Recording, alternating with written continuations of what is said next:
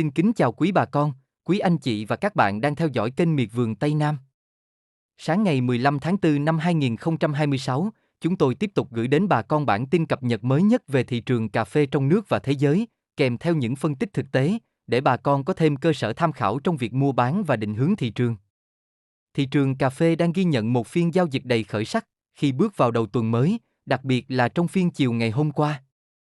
Giá cà phê thế giới bất ngờ tăng mạnh ngay khi mở cửa, cho thấy lực cầu quay trở lại khá rõ rệt sau giai đoạn tích lũy trước đó. Cụ thể, giá cà phê Robusta trên sàn London đã bật tăng lên quanh mức 3.460 đô la trên tấn, với biên độ tăng lên tới 3 chữ số. Đây là một tín hiệu rất đáng chú ý. Diễn biến này phản ánh tâm lý thị trường đang chuyển sang trạng thái tích cực hơn, khi nhà đầu tư bắt đầu quay lại mua vào, với kỳ vọng giá sẽ tiếp tục đi lên. Dưới góc độ chuyên môn, việc giá tăng mạnh ngay đầu phiên thường cho thấy thị trường đang bước vào một nhịp tăng mới mang tính kỹ thuật, sau giai đoạn điều chỉnh và tích lũy trước đó.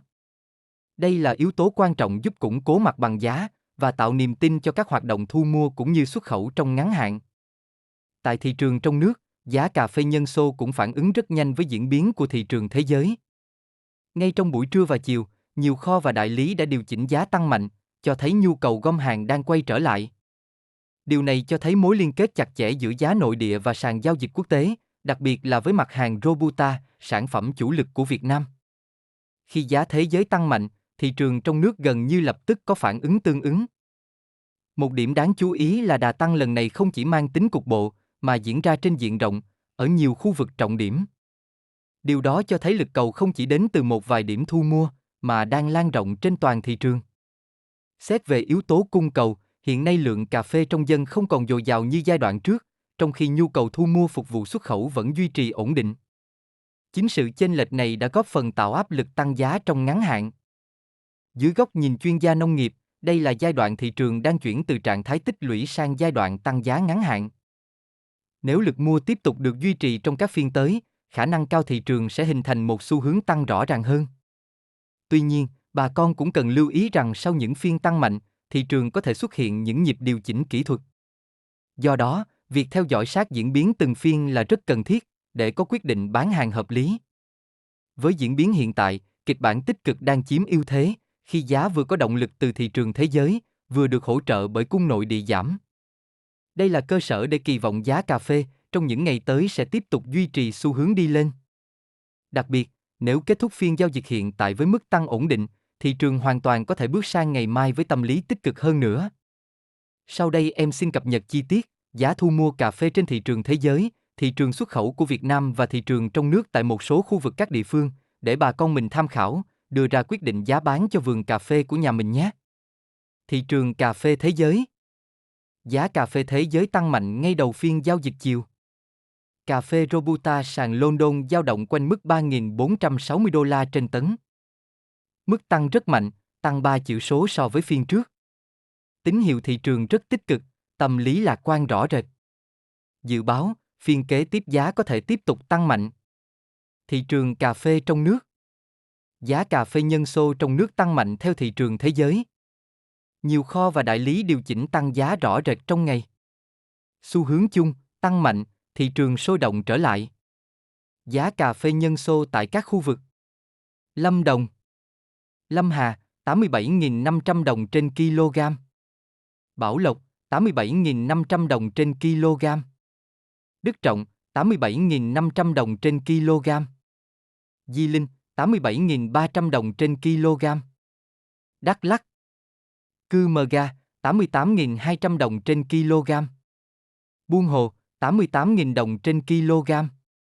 Ea Leo, Đông Năng, 88.000 đồng trên kg. Cờ Rông Búc, Cà Đông Bắc, 88.000 đồng trên kg. Gia Lai, thành phố Pleiku, 88.200 đồng trên kg. Iagrai, 88.000 đồng trên kg. Chư Prong, 88.000 đồng trên kg. Chư Sê, 88.000 đồng trên kg. Con Tum, 88.000 đồng trên kg. Đắk Nông, Gia Nghĩa, 88.200 đồng trên kg. Đắk Miêu, 88.000 đồng trên kg. Đắk Sông, 88.000 đồng trên kg. Miền Đông Nam Bộ, Đồng Nai, 88.500 đồng trên kg. Bình Dương, 88.500 đồng trên kg. Bình Phước, 88.500 đồng trên kg. Thành phố Hồ Chí Minh, một số kho, 89.000 đồng trên kg. Thị trường cà phê thế giới đang ghi nhận tín hiệu tăng trưởng rõ nét ngay từ đầu phiên, cho thấy lực cầu quay trở lại khá mạnh và đóng vai trò dẫn dắt xu hướng chung. Đà tăng này không chỉ mang tính kỹ thuật, mà còn phản ánh sự cải thiện về tâm lý giao dịch trên thị trường quốc tế. Ở trong nước, giá cà phê nhân xô đã có phản ứng tích cực khi đồng loạt điều chỉnh tăng tại nhiều khu vực trọng điểm. Diễn biến này cho thấy sự lan tỏa nhanh của tín hiệu thị trường thế giới, đồng thời phản ánh nhu cầu thu mua đang được duy trì ở mức tốt. Đáng chú ý, khu vực Đông Nam Bộ tiếp tục giữ vị trí dẫn đầu về mặt bằng giá, với mức cao nhất đạt 89.000 đồng trên kg. Đây là khu vực có lợi thế về vị trí gần các đầu mối xuất khẩu, góp phần duy trì lực cầu ổn định và tạo nền giá cao hơn so với các vùng khác. Trong ngắn hạn, với động lực tăng giá đang được củng cố từ thị trường quốc tế, nhiều khả năng giá cà phê trong nước sẽ tiếp tục vận động theo xu hướng tích cực. Tuy nhiên, đà tăng được dự báo sẽ diễn ra theo hướng có kiểm soát, xen kẽ các nhịp điều chỉnh kỹ thuật, nhằm ổn định mặt bằng giá trước khi hình thành xu hướng rõ ràng hơn.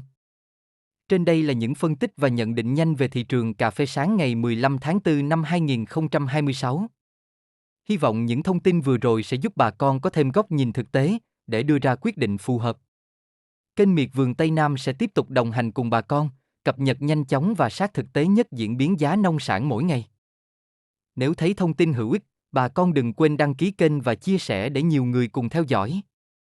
Kính chúc quý bà con một ngày nhiều sức khỏe, sản xuất thuận lợi và giá bán đạt kỳ vọng. Xin kính chào và hẹn gặp lại trong bản tin tiếp theo.